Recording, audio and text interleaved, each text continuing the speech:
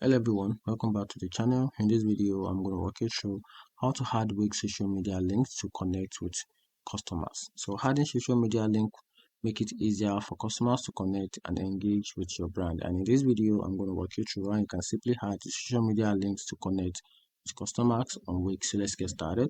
The first thing to do is open up your Wix, then log into your account. Then from there, open the Wix editors mode. Then add the social media icon. To do that, click on the icon, then click on social icon.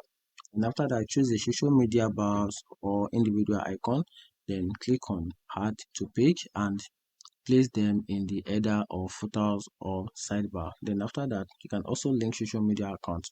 So click on the social media icon and select set social link, then add link for Facebook, add link for Instagram, then add link for Twitter, TikTok, YouTube, and all of that like that. Then click on done to save change.